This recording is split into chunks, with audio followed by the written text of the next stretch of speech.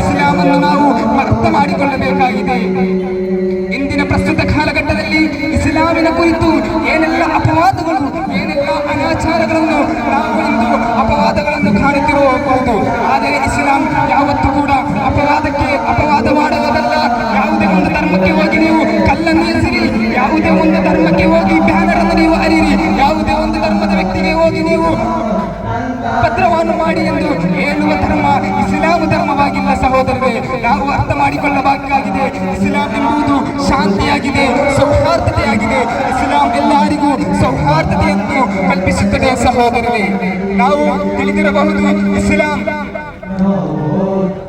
ಎಂಬುದು ಈ ಇಸ್ಲಾಂ ಧರ್ಮದ ಒಂದು ಪ್ರತ್ಯೇಕ ಅಂಗವಾಗಿದೆ ಸಹೋದರರೇ. ಇಸ್ಲಾಂ ಎಲ್ಲರಿಗೂ ಒಂದೇ ರೀತಿಯಲ್ಲಿ ಸಮಾನ ಅವಕಾಶವನ್ನು ಕಲ್ಪಿಸಿದೆ. ಆದರೆ ಇಂದು ಪ್ರಸ್ತುತ ಕಾಲಘಟ್ಟದಲ್ಲಿ ಇಸ್ಲಾಮಿನ ಕುರಿತು ಏನೆಲ್ಲ ಅಪವಾದಗಳು, ಏನೆಲ್ಲ ಅನಾಚಾರಗಳು, ಇನ್ನಿತರ ಏನೆಲ್ಲ ಅಂತಹ ಅವಸ್ಥೆಗಳನ್ನು ಇಂದು ನಾವು ಇಸ್ಲಾಮಿನ ಮೇಲೆ